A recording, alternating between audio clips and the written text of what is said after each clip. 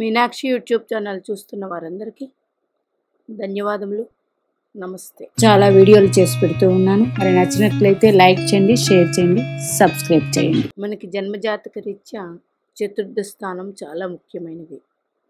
చతుర్థ స్థానం అంటే మాతృస్థానం. అంటే మన మాతృమూర్తి, మాతృభూమి, అంటే మనం పుట్టిన ప్రదేశం, ఇవన్నీ కూడా ప్రజలలో పేరు ప్రఖ్యాతులు బాగుండి ప్రజలకు అంత ఉపకారం చేస్తూ ఉండే జాతకాలు ఈ విధంగా ఉంటాయి. ఈ వ్యక్తి ఆగస్టు నెల 1970లో పుట్టినవారు. చూడండి, లగ్నం మేషలగ్నం జాతకులు చతుర్థాధిపతి చంద్రుడు. లగ్నం నుండి చతుర్థ స్థానం ముఖ్యం. చతుర్థ స్థానాధిపతి కేంద్రాల్లో కానీ కోణాల్లో కానీ స్థితి ఉండాలి. ఇక్కడ చూడండి, చంద్రుడు సప్తమ కేంద్రంలో స్థితి పొందారు గురునితో. గురుడు భాగ్యాధిపతి వ్యయాధిపతి అయ్యారు. గురుడు భాగ్యాధిపతి కాబట్టి మంచి అనుకూలం. గురుచంద్రుల కలయిక. ఇక్కడ భాగ్యాధిపతి దృష్టి శని మీద ఉంది, అంటే శని భగవానుడి మీద. శని భగవానుడి దృష్టి గురుచంద్రుల మీద ఉంది. అయితే అట్లాగే చతుర్థ భావకారకుడు చంద్రగ్రహం కారకుడు చతుర్థానికి. ఎవరికైనా చతుర్థానికి కారకుడు చంద్రగ్రహం. మీ జాతకాల్లో చతుర్థ స్థానాధిపతిని గురుడు కానీ శని కానీ చూస్తూ ఉంటే ఎంతో కొంత సమాజంలో గుర్తింపు ఉంటుంది. అలా లేదండి, డైరెక్ట్ చంద్రుడినే శని భగవానుడు చూస్తూ ఉన్నారు, సమాజంలో పేరు ప్రఖ్యాతులు ఉంటుంది. లేదు, గురుడు చూస్తున్నాడు, సమాజంలో పేరు ప్రఖ్యాతులు ఉంటుంది. మరి అలాగే చంద్రగ్రహం కేంద్ర కోణాల్లో స్థితి ఉండి అప్పుడు గురు శనులు కానీ చూడాలి. అట్లాగే చతుర్థాధిపతి ఒక్కడే ఉండాలి, బలం ఉంటుంది. లేదా చతుర్థాధిపతి ఒక్క గ్రహమే ఉండాలి. ఈ గ్రహాలు చూసినప్పుడు బలం ఎక్కువ ఉంటుంది. ఒకవేళ ఎవరితోనైనా కలిసి ఉంటే ఆ కలిసిన గ్రహం లగ్నానికి శుభుడవ్వాలి. అట్లాగే ఇక్కడ చూడండి, ఈ జాతకానికి 3 గ్రహాలు నీచ గ్రహాలు ఉన్నాయి. ఒకటి శుక్రగ్రహం, కుజగ్రహం లగ్నాధిపతి నీచ పొందారు.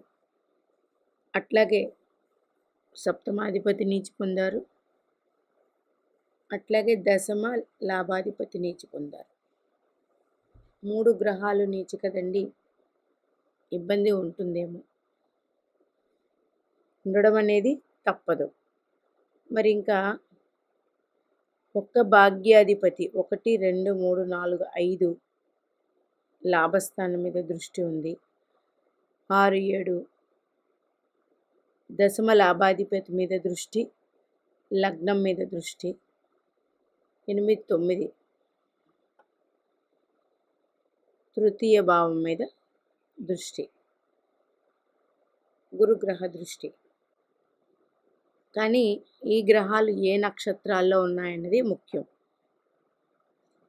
శని భగవానుడు కృత్తికా నక్షత్రంలో ఉన్నారు. కృత్తికా నక్షత్రాధిపతి రవి, ఈయన పంచమాధిపతి అయ్యారు. గురుగ్రహం చంద్రుడు స్వాతిలో ఉన్నారు. రాహు లాభస్థానంలో ఉన్నారు. లాభకారకుడు గురుడు. మరి ఈయనకి గురుగ్రహం చిత్తా నక్షత్రంలో ఉన్నారు. లగ్నాధిపతి నక్షత్రంలో,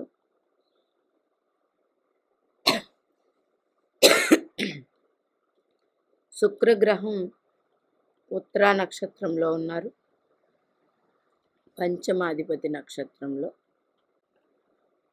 అందుచేత చూడండి, గురుడు చిత్త లగ్నాధిపతి నక్షత్రంలో, చంద్రుడు స్వాతి, ఇది పక్కన పెట్టండి. శని భగవానుడు కృత్తిక పంచమాధిపతి అయ్యారు రవి. ఈ లగ్నానికి రవి యోగకారకుడు. ఇంకా అంటే మన జన్మజాతక చక్రం తీసుకున్నప్పుడు ఇన్ని గ్రహాలు నీచ కదండి, జాతకమే బాగోదు అని అనుకోవచ్చు. అయితే గ్రహాలు ఏ నక్షత్రంలో ఉన్నాయనేది కూడా చాలా ముఖ్యం. దాన్ని బట్టి కూడా ఉంటుంది. గమనించండి, గ్రహాలు నీచ పొందినప్పుడు వీరు స్వాతి నక్షత్రంలో పుట్టారు, తర్వాత గురు మహాదశ, తర్వాత శని మహర్దశ, బుధ మహర్దశ. బుధుడు లగ్నానికి పంచమంలో స్థితి పొందారు, పంచమంలో స్థితి పొందారు బుధుడు. ఒక గ్రహం నీచపడినప్పుడు ఆ గ్రహానికి ఒక్క భాగ్యాధిపతి దృష్టి ఉంటే మొత్తం జాతక చక్రం మొత్తం మంచి ఫలితాలు పొందుతుంది. చూడండి, ఈయనకి శని భగవానుడు లగ్నంలో ఉన్నారు, భాగ్యాధిపతి దృష్టి ఉంది, అట్లాగే చతుర్థాధిపతి మీద శని దృష్టి ఉంది. మీ జాతకాలలో చతుర్థ అధిపతి మీద శని భగవానుడు దృష్టి ఉంటే ఎంతో కొంత సమాజంలో వీరికి ప్రజలతో తిరుగుతారు. అది వ్యాపారపరంగానైనా లేదా రాజకీయ పరంగా అయినా ఉంటారు. గురు దృష్టి ఉందనుకోండి, ఆధ్యాత్మిక పరంగా అయినా ఆధ్యాత్మిక పరంగా అయినా సరే ఉంటుంది. చతుర్థ స్థానం బాగుంటే, అంటే చతుర్థ స్థానం మీద కుజ రవులు ఉన్నారు, కానీ ఏ పాపగ్రహ దృష్టి లేదు. ఇది ఫస్ట్ పాయింట్.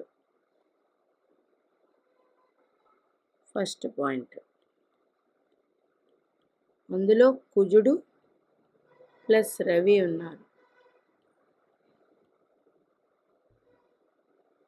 చతుర్థంలో 2 పాపగ్రహాలు ఉన్నాయి. ఇది మంచిదే. అట్లాగే చతుర్థ స్థానాధిపతి చంద్రుడు సప్తమంలో ఉన్నారు. సప్తమం అంటేనే లగ్నం, అంటే మనము లగ్నానికి ఆపోజిట్గా ఉండే సప్తమం మనకి ఆపోజిట్గా ఉండే వ్యక్తులు. సప్తమం అంటే సమాజం కూడా. ఇందులో చంద్రుడు ఉండి చంద్రుడిని శని భగవానుడు చూస్తూ ఉన్నారు. అట్లాగే శని భగవానుడు నీచ పొందినప్పటికీ శని భగవానుడు దృష్టి తులారాశి మీద ఉన్నది. తులారాశిలో ఉన్న గురుచంద్రుల మీద ఉంది, భాగ్యాధిపతి మీద, సప్తమాధిపతి మీద. వీరికి మంచి పేరు ప్రఖ్యాతలు సమాజంలో ఉన్నాయి.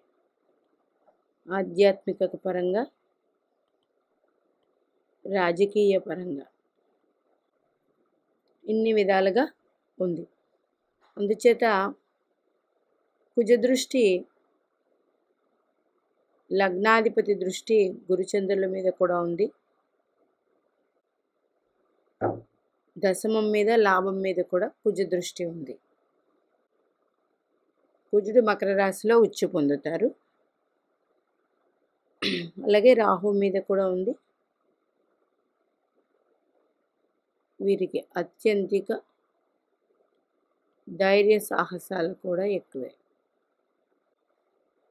లగ్నకారకుడితో లగ్నాధిపతి స్థితి ఇక్కడ చూడండి. లగ్నాధిపతి నీచ పొందినప్పటికీ